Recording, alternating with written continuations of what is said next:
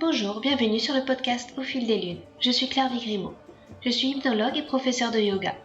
Vous pouvez me retrouver sur le site clairviyoga.com, KLERVIYOGA.com, où je vous présente toutes mes activités.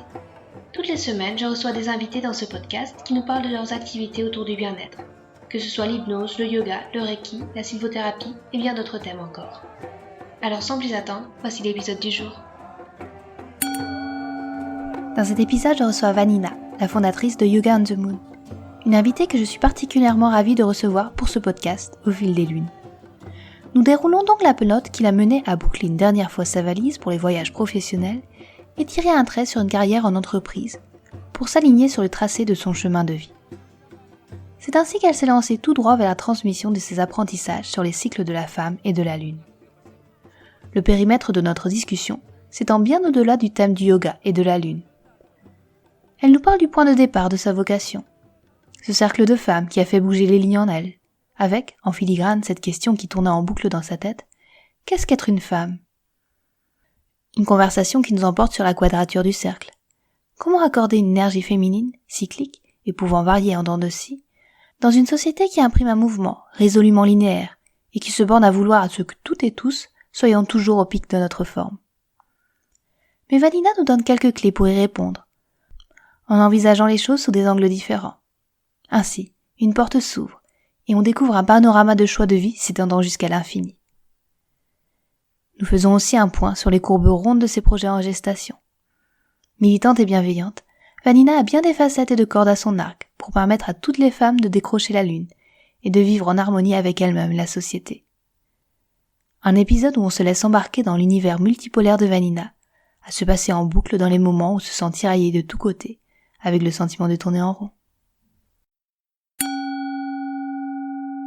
Bonjour Vanina, je suis ravie de te recevoir. Tu es derrière le site yogaonthemoon.fr. Est-ce que tu pourrais un petit peu te présenter à nos auditeurs et nous raconter ton parcours? Bonjour, écoute, c'est un plaisir d'échanger avec toi aujourd'hui. Donc, je suis Vanina Grisoni. Mon parcours, ça fait seulement 2 ans début 2021 que je fais tout ça à temps plein. Avant, j'avais comme beaucoup, je crois, une double vie. Euh, où je travaillais en entreprise, je voyageais beaucoup, j'étais dans le développement économique, je travaillais en ONG, j'avais une vie bien occupée. Et ce qui m'a toujours animée, c'est d'avoir la sensation d'être utile et de faire la différence. Et je pense que c'est pour ça que je me suis très rapidement orientée jeune dans tout ce qui était ONG. J'ai beaucoup vécu en Afrique. Et au bout d'un moment, j'ai perdu un peu le sens de ce que je faisais. Je me sentais pas aussi utile que ce que j'aimerais. Et c'est là où j'ai commencé à investir un petit peu plus ma spiritualité, qui était jusque-là une pratique plus personnelle. Et j'ai commencé ma double vie, que je disais tout à l'heure. Et j'ai commencé d'abord, je crois qu'on reparlera de la lune, mais j'ai commencé d'abord par animer des cycles, des cercles de femmes, transmettre des enseignements autour de la lune. Je pratiquais pas mal le yoga. J'ai commencé à l'enseigner, je crois, 2016. Et tout ça a pris progressivement plus d'espace. Et quand j'ai eu ma fille en 2020, j'ai senti que c'était le moment pour moi de m'y consacrer pleinement. C'est la matrescence, je sais pas si tu connais ce terme, ça nous fait pas, ça nous transforme la maternité.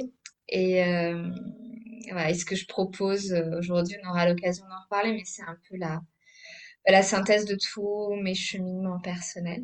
Donc, sagesse féminine, sagesse lunaire, le yoga, de l'énergétique. Voilà. Je suis peut-être complexe quand on me découvre, on me dit qu'est-ce qu'elle fait. Plein de choses. Justement, c'est ça qui est passionnant aussi. Et peut-être parler de ce début de cette double vie. Il y a eu un déclic pour aller vers la transmission, parce qu'animer des cercles de femmes, c'est quand même pas rien pour commencer. Tu te souviens un petit peu de ces débuts-là? Ouais, parce en fait, mon gros déclic dans mon évolution personnelle, ça a été un cercle de femmes. Je pense que c'est ça qui m'a amenée à vouloir en proposer assez rapidement. Donc moi, je suis issue plutôt d'une famille de femmes fortes, un peu sans hommes, tu vois. Donc c'est plutôt des énergies finalement assez yang, même si avec des femmes. Et je me suis retrouvée à faire une école d'ingénieur, j'étais entourée que d'hommes. J'ai eu plutôt et avec tous les bénéfices que ça avait. Euh, et j'ai une copine qui m'a amenée dans mon premier cercle de femmes un peu au hasard. Et c'était un moment de ma vie où j'avais déjà une spiritualité, mais pas féminine, et où j'avais pas mal de problèmes de santé. J'étais très stressée, très anxieuse, même si j'avais déjà trouvé le yoga. Euh, C'était à 27 ans, tu sais, en astrologie, on dit que c'est le moment où c'est le retour de Saturne, il y a beaucoup de choses qui bougent à cette période-là de la vie. Et j'atterris dans ce cercle de femmes. Je n'étais pas très habituée à être entourée de femmes. Et la question, c'était qu'est-ce que c'est que pour vous être femme? Et je me suis rendu compte que bah, qu'à 27 ans, j'avais pas la réponse à cette question. Je pense que je m'étais pas posé cette question. Et ça a fissuré quelque chose en moi, en fait, de pas avoir cette réponse. Et je me souviens avoir pleuré pendant le cercle de femmes, alors que je m'autorisais quasiment jamais à pleurer. J'ai très peu pleuré dans ma vie jusque-là, depuis, depuis ça coule. Et, et ça a été le début d'une exploration, en fait, autour de cette question-là. Donc j'ai rapidement rencontré la Lune, enfin rencontré, exploré la Lune. Et c'est au travers de tous ces enseignements lunaires autour de la cyclicité, le fait que j'étais différente tout au long du mois, que j'évoluais, ma propre cyclicité, mon propre cycle. Euh, c'est tout ça qui m'a un petit peu guérie avec cette autre partie de moi. Et donc je suis rapidement été immergée dans le travail de Miranda Gray. Je sais pas si peut-être certains la connaissent. C'était au tout début de cette transmission et j'ai eu la chance parce que j'étais bilingue de traduire beaucoup de ces ateliers. Donc je la suivais en France, en Belgique, je traduisais. Donc j'ai été très proche d'elle pendant de nombreuses années. Donc ça a été une grosse partie de mon parcours. Euh, et je crois que les toutes premières choses, pour te répondre à ta question, les toutes premières choses que j'ai fait, c'était dans le cadre du travail de Miranda. Je pense que les toutes premières, j'assurais la formation continue en France de tous ces enseignements. Et je crois que c'est comme ça que j'ai commencé. Et après, j'ai fait des cercles de femmes plus ouverts, plus publics. Mais le déclic, ça a été mon expérience personnelle. Au bout d'un moment, tu sais, il y a plein de choses qui te nourrissent, il y a une espèce d'élan que tu ne peux pas arrêter euh, de transmettre aux autres, ce qui va t'a transformé. Ça te parle? Ouais. Enfin, je trouve beau cette exploration aussi sur qu'est-ce que c'est d'être une femme, et puis de continuer ensuite à peut-être apprendre en transmettant aussi à d'autres personnes à explorer cette voie. Donc c'est un beau parcours. Et, euh, et du coup, enfin, peut-être, est-ce que tu pourrais expliquer l'enseignement de Miranda Gray aux personnes qui la connaissent pas, aux éditeurs qui connaissent pas, et son lien avec la Lune aussi, quel a été, quel rôle a joué la Lune dans tous ces cercles de femmes? Donc Miranda, ça a été vraiment la première à populariser ce qu'on appelle les quatre archétypes féminins, les quatre facettes du féminin. Donc aujourd'hui, on voit l'information partout, ce qui est très bien. Donc c'est découper le cycle féminin en quatre phases avec la jeune fille, la mère. Après, on peut avoir des termes un peu différents pour les deux autres. Parfois, on dit l'enchanteresse, il y en a qui parlent de la femme sauvage pour la troisième phase. Et la dernière, la sorcière, la femme sage. Donc, c'est ces façons de découper le cycle en quatre phases pour mieux comprendre qu'on est animé tout au long du mois par des énergies différentes, que ce soit au rythme de notre cycle féminin quand on est cyclique, ou que ça soit au rythme de la lune quand on n'a plus ou pas de cycle naturel. Et son livre Lune Rouge, je crois qu'il est sorti, tu vois, les débuts des années 90, il y a très longtemps. Euh, et, euh, et, et donc elle a beaucoup contribué à parler de cyclicité féminine. Il y avait très peu de choses à l'époque, même si on a la chance aujourd'hui que ça soit plus répandu. Donc son livre s'appelle Lune rouge, si je l'ai dit, et donc elle explique un petit peu toutes ces énergies qui nous animent. Elle utilise beaucoup d'histoires, de contes. Elle dit qu'en fait tous ces enseignements, on les retrouve dans les Disney, La Belle au bois dormant. Donc son livre, il est assez intéressant de ce point de vue-là. Et le lien avec la lune qu'elle fait, que moi je fais par ailleurs au travers d'autres traditions que j'ai explorées, c'est qu'il y a énormément de similitudes entre la femme et la lune.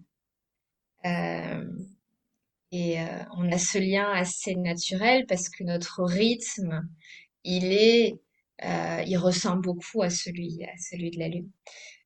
Donc on dit que les hommes sont solaires, les femmes sont lunaires, même si on a toutes les polarités qui vivent en nous. Parce que le cycle hormonal masculin, il est calé sur celui du soleil. C'est-à-dire qu'ils ont un cycle hormonal qui est diurne, qui est circadien, et ils font tout leur cycle dans une même journée. Donc c'est très relié à ce cycle du soleil. Nous, les femmes, notre cycle hormonal, notre rythme naturel, il est mensuel. Après, on a des cycles qui ont une durée un peu différente, mais ils ressemblent beaucoup à la Lune. Et c'est pour ça qu'on dit souvent, on vit dans une société linéaire parce qu'on vit à un rythme qui est très masculin. On a une société qui a été dominée par les hommes pendant 2 3 000 ans maintenant. Et donc tout fonctionne aujourd'hui sur ce rythme journalier. Et nous, les femmes, on a appris à attendre d'être capable de faire la même chose tous les jours. Euh, dans notre métier, on attend de nous qu'on fasse la même chose tous les jours, parce qu'on est dans ce modèle de société qui est solaire et très basé sur ce rythme masculin. Donc la Lune, elle nous réapprend en fait qui on est, elle nous réapprend notre propre rythme. Elle nous montre qu'il y a des moments du mois où on est comme en été, on est pleine d'énergie. Des moments où quand la lune devient très sombre, nos énergies sont très tournées vers l'intérieur et on a besoin de plus dormir. C'est un peu comme notre hiver intérieur. Euh, donc pour moi, il y a cette reliance mystique, magique qu'on peut ressentir avec la lune. Et je trouve que beaucoup de femmes ont cette reliance avec la lune qu'elles ont du mal à expliquer, cette fascination. Mais pour moi, elle a surtout comme rôle et comme vocation de nous réapprendre qui on est, nous redonner des repères.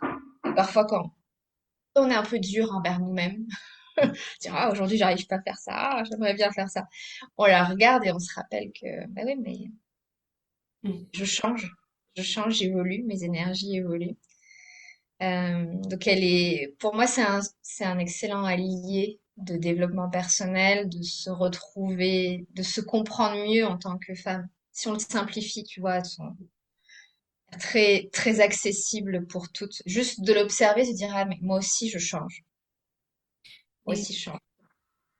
Et justement, tu as vu des changements, que ce soit en toi ou avec les femmes que tu accompagnes, simplement en les guidant vers la lune, s'éloignant un petit peu de ce rythme très yang masculin de la société. Tu as vu plus d'apaisement? Je ne sais pas si tu as des anecdotes à nous raconter ou à nous partager. Des anecdotes, peut-être pas, mais oui, j'essaie de réfléchir depuis quand je fais des ateliers au collège, je sais plus. Ça fait au moins 5 6 ans. Donc j'ai beaucoup de personnes qui ont venu, ouais, genre, au moins 200 femmes qui ont suivi ces enseignements-là. J'ai pas forcément d'anecdotes, mais les retours qui reviennent tout le temps, c'est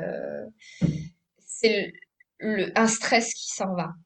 Un stress et une culpabilité, les deux trucs qui reviennent. Parce que, parce que finalement, nous forcer à être d'une certaine manière tous les jours, euh, nous adapter en fait. Parce que ce qu'on est en train de dire, c'est que on s'adapte à un rythme qui n'est pas le nôtre. Ça génère un stress latent avec tous les effets du stress, hein, sur le corps, etc. Euh, et quand on enlève cette atteinte, quand on comprend qu'en fait, non, on est différent tout au long du mois, ça enlève ce stress et la culpabilité Mm. qu'on se met, la pression qu'on se met. Tiens, je suis pas capable, j'ai pas réussi à faire. Euh, et elles disent toutes que du coup, elles ont vraiment pu avoir une plus grande bienveillance envers elles-mêmes. Euh, et c'est vraiment les choses qui ressortent. Après, on n'arrive pas à vivre 100% sa vie à notre rythme, à nous, hein. On est d'accord. Oui. Parce qu'il y a des attentes, parce qu'on a des obligations. Certaines d'entre nous ont des familles, donc c'est pas à dire que on peut être 100% aligné avec nos énergies. Mais ce que moi j'observe souvent, c'est qu'il suffit, tu vois, de s'y connecter un quart d'heure, 20 minutes par jour, dire ok, là j'en suis où, moi, dans mes énergies. Ok, là j'ai plutôt tourné vers l'intérieur, j'ai besoin de plus de repos, de calme. Est-ce que au lieu de sortir, en fait, tout de suite, je m'autorise ce petit quart d'heure à moi, à faire ce qui me fait du bien, à prendre un bain, peu importe, ce qui vous ressource. Ou tiens, je suis dans une énergie super sociale, tournée vers les autres. Je vais appeler quelqu'un que j'ai pas appelé depuis longtemps et que j'aime et je vais passer un petit dose d'impact énorme quand on arrive à le comprendre, à comprendre ce dont on, à Désolée pour cette petite coupure. Et en fait, tu parlais beaucoup de la Lune avec de cercles de femmes. Comme je te disais dans l'introduction pour te présenter, tu es derrière le site Yoga on the Moon. Est-ce que pourrais nous parler de ce que vient faire le yoga dans tout ça et le lien avec le yoga et la Lune? euh, Yoga and the Moon, je crois que en fait, c'était pour moi une façon de synthétiser un peu ce que je faisais, parce que j'enseignais du yoga et j'enseignais des sagesses autour de la Lune. Donc le nom, c'était assez simple finalement comme ça, mais pour moi, le lien que je fais avec les deux, c'est la conviction que j'ai que notre pratique de yoga, elle doit s'adapter à nos besoins, à celle qu'on est, à ce dont on a besoin physiquement, émotionnellement, mentalement, à tout moment. Et comme on a échangé avant, ces besoins, ils évoluent, ils changent, et notre pratique, elle doit évoluer avec. Et quand on regarde aujourd'hui une grande partie des traditions de yoga, sont plutôt très linéaires. Je pense que un des exemples les plus linéaires que les auditrices connaîtront peut-être, mais c'est l'Ashtanga, où on a cette série, enfin, il y a plusieurs séries, mais qu'on va répéter, répéter. Et souvent, on va à des cours de yoga qui est un vinyasa, donc rapide, on va à un cours lent, mais on a souvent des profs qui proposent un peu le même type de pratique. Et moi, je me rendais compte que ça, en tant que prof de yoga, ça me correspondait pas parce que mes énergies changeaient, je voyais les énergies de mes élèves changer, et ce que j'ai voulu faire, c'est de proposer les pratiques dont elles avaient besoin à tout moment. Et parfois, c'était dynamique, parfois, ça l'était moins. Parfois, c'était plus émotionnel, parfois, on touchait plus à un mental, apaiser de l'agitation. Et, et c'est pour moi, le yoga, c'est vraiment cet outil qui est là pour nous soutenir dans tout ce qu'on vit, dans tout ce qu'on traverse. Quand je parle de yoga lunaire, en fait, c'est juste ça. C'est juste se dire que notre pratique, elle doit nous trouver là où on est chaque jour. Elle doit nous rencontrer là où on est chaque jour et nous apporter ce dont on a besoin. Donc, sur mon site, j'ai notamment fait un petit guide sur comment on adapte sa pratique au rythme du cycle lunaire, qui je trouve est une bonne ressource pour les profs de yoga qui nous écouteraient, de dire, tiens, sans aller changer complètement ses styles d'enseignement, parce qu'on on a toutes des traditions dans lesquelles on est issu, de se dire, tiens, telle partie du mois, c'est le bon moment de faire des ouvertures de hanche, parce que c'est le moment où il se passe pas mal de choses émotionnellement, il y a un peu l'opportunité de faire une détox émotionnelle. Donc, je vais plutôt aller proposer ce type de posture. Tiens, telle partie du mois, c'est plus actif. Euh, c'est le moment, c'est la semaine où je vais proposer une pratique qui va un petit peu amener du challenge, défier un peu mes élèves, travailler plus en force. Et donc la Lune, elle nous donne des repères sur ce que collectivement on a besoin. Après, chacune, on a nos cycles féminins, et si vous avez un cycle féminin naturel, c'est aussi intéressant d'adapter en fonction de son cycle. Et la Lune, elle nous donne ce euh, rythme collectif. Et on l'observe hein, quand c'est la pleine lune. Vous voyez, observez quand c'est la pleine lune ce qui se passe dans le trafic, dans la rue, les gens s'agacent, s'énervent. Donc ça nous donne la lune une ambiance collective. Et, et c'est vrai que Voilà, le yoga et la lune, le yoga il nous rencontre là où on est, et la lune elle nous donne des indications sur où on est, on va dire. Et du coup, c'est vrai que avec ton yoga lunaire, c'est une façon de renouer avec soi, avec la lune, parce que comme tu le disais, enfin moi je trouve que c'est pas évident de s'écouter et aussi d'apprendre à faire fi du monde extérieur et à ce que les autres nous écoutent quand je travaille avec beaucoup d'hommes dans un milieu assez technique, scientifique, où faut se donner vraiment à fond tout le temps. Et c'est vrai que c'est pas évident non plus de vivre en cycle. Du coup, peut-être introduire le yoga comme ça, avoir ce moment à soi pour, euh, pour, pour se retrouver. Tu as d'autres rituels peut-être pour s'accorder ce genre de pause? Oui, mais ce que tu dis, c'est juste, c'est-à-dire que c'est quand on est en manque de repères, euh, commencer à se dire, tiens, c'est la nouvelle lune, je vais ralentir. Tiens, c'est la pleine lune, il faut que il y a un excès d'énergie et il faut que j'évacue. Et donc, la pratique physique ou même vos méditations, de les faire vraiment évoluer en fonction de ça. Et après, une autre façon de travailler avec la lune qui est pas liée avec le yoga, pour celles qui pratiqueraient pas le yoga, c'est de vraiment travailler avec la lune comme un mode de développement personnel. D'imaginer que chaque nouvelle lune, ça nous donne l'opportunité de repartir à zéro. C'est le début d'un cycle. Et je pense que dans notre culture, on est tous habitués à poser des intentions ou faire des bonnes résolutions en début d'année. Mais une fois par an, quand même, c'est pas grand-chose. Une fois par an, de faire un peu ce bilan, de voir où on en est, de se dire, tiens, où est-ce que j'ai envie d'aller, quelles nouvelles habitudes je veux créer. Et la Lune, elle nous offre cette opportunité tous les mois autour de la nouvelle Lune de faire un peu ce point, dire, OK, où j'en suis, qu'est-ce qui s'est passé pour moi dans le mois qui vient de passer. Euh, et si j'imagine, je considère que cette nouvelle Lune, c'est mon nouveau départ. Qu'est-ce que je laisse derrière moi? Donc, dans les rituels de nouvelle Lune, on va avoir toute une partie de libérer, de lâcher prise, tout ce qui nous a pesé et qu'on veut plus amener avec nous. Et de se dire, tiens, là, il y a un nouveau cycle qui commence. Qu'est-ce que j'ai envie d'initier dans ma vie? Je veux me sentir plus courageuse, plus confiante. Euh, je crée des nouvelles habitudes, je veux mieux prendre soin de moi. Qu'est-ce que j'ai envie d'inviter? Euh, et vraiment prendre ce rendez-vous avec soi à chaque nouvelle lune.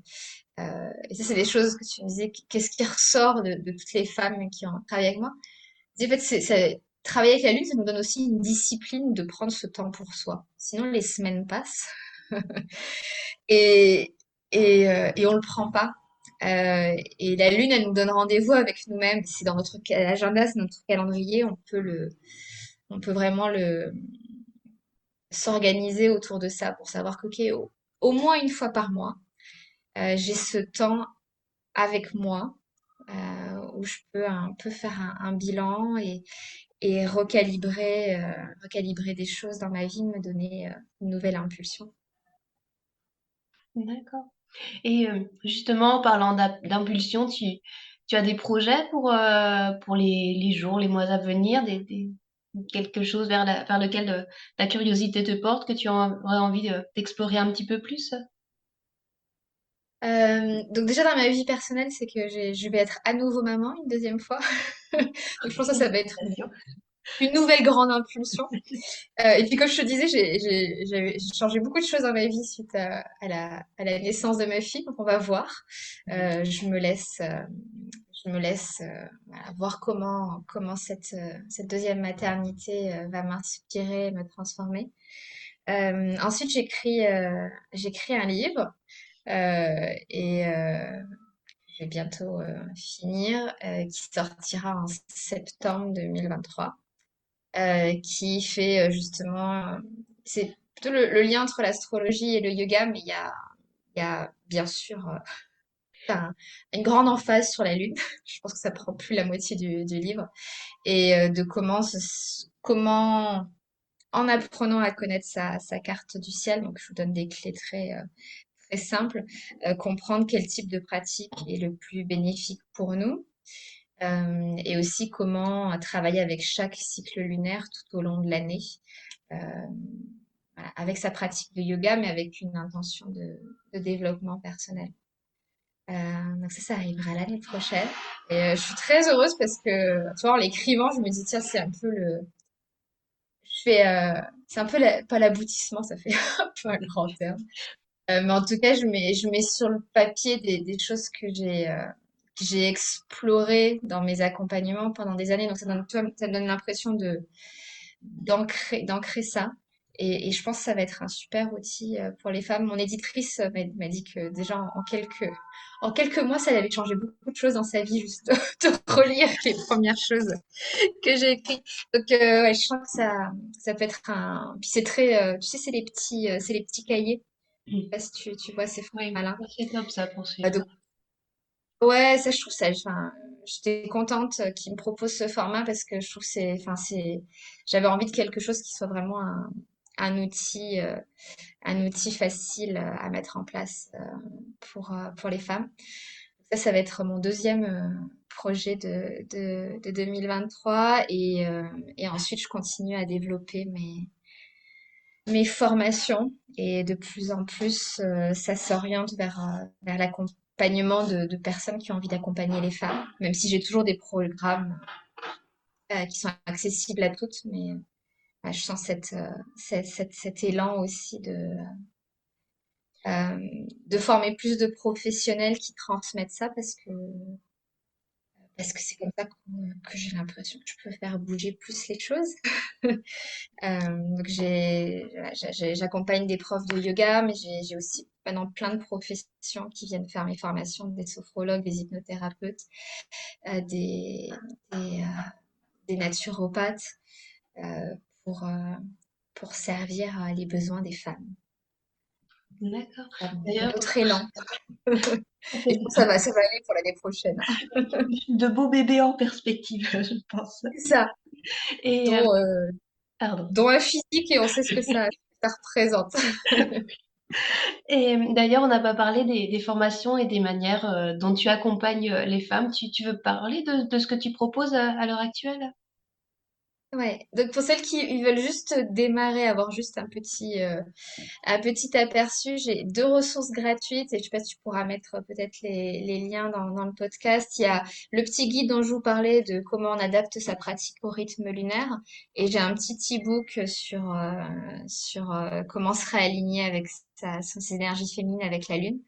Vous retrouvez pas mal de choses et les deux sont gratuits. Donc si vous voulez démarrer et découvrir un petit peu plus sur ce qu'on a partagé ensemble aujourd'hui, vous pouvez commencer là-dessus. Après, j'ai une formation de 8 semaines qui s'appelle Femmes alignées avec la Lune, qui est vraiment explorer, comprendre sa nature cyclique et apprendre à vivre de manière plus cyclique. Ça a résonné un peu avec sur quoi on a échangé aujourd'hui. Et après, j'ai une formation professionnalisante de 6 mois qui s'appelle Yoga de la femme lunaire, où là, c'est vraiment pour accompagner les professionnels qui veulent se spécialiser dans l'accompagnement des femmes. Euh, et c'est avec voilà, toutes les dimensions physiques toutes les problématiques que les femmes peuvent avoir dans différents moments de leur vie. Donc, on parle vraiment de l'adolescence jusqu'à la femme sage dans les dernières dizaines d'années de notre vie, à la fois physiquement, émotionnellement, énergétique, c'est très, très compliqué pour le spectre. Voilà. Et après, je fais des accompagnements individuels, donc vous pouvez me retrouver pour des accompagnements en astrologie, on en a un peu parlé aujourd'hui, mais que ça soit sur les missions de vie, votre actualité. Et je travaille aussi beaucoup avec des entrepreneurs qui se spécialisent dans l'accompagnement des femmes. Donc, j'accompagne quelques entrepreneurs en individuel pour développer leur activité. D'accord. C'est un petit peu. Merci. Merci Mais beaucoup. commencez par les guides, si vous ne connaissez pas encore. Je pense que c'est la première porte d'entrée. D'accord. Merci pour toutes ces belles ressources aussi que tu partages, que ce soit sur ton site web et sur Instagram par où je t'ai connue. Ouais. Et justement, J'ai la page, j'ai oublié, tu vois, parce que c'est récent, mais maintenant j'ai une chaîne YouTube. Vous pouvez retrouver des d'accord, petites vidéos où j'explique, j'enseigne sur des sujets et il y a aussi des pratiques. Vous pouvez d'accord. aller, c'est Yoga and the Moon, pareil. Je mettrai tous les liens vers où on Ouais, peut se super. retrouver dans ces cas-là, dans les notes du podcast. Merci encore, Vanina, pour ce bel échange. Et puis, Et à je te toi. souhaite une belle suite de journée, puis à très bientôt. Oui, toi aussi, à bientôt. À bientôt. Salut. Pour finir, un petit mot pour vous parler de mon nouveau livre Au fil des lunes, justement inspiré par ce podcast éponyme. Dans ce roman, vous découvrirez l'histoire de 8 personnages dont la vocation est de guider leurs prochains vers un mieux-être, que ce soit à travers le yoga, l'hypnose, le chamanisme et d'autres disciplines. Ils sont réunis pour un week-end de bien-être.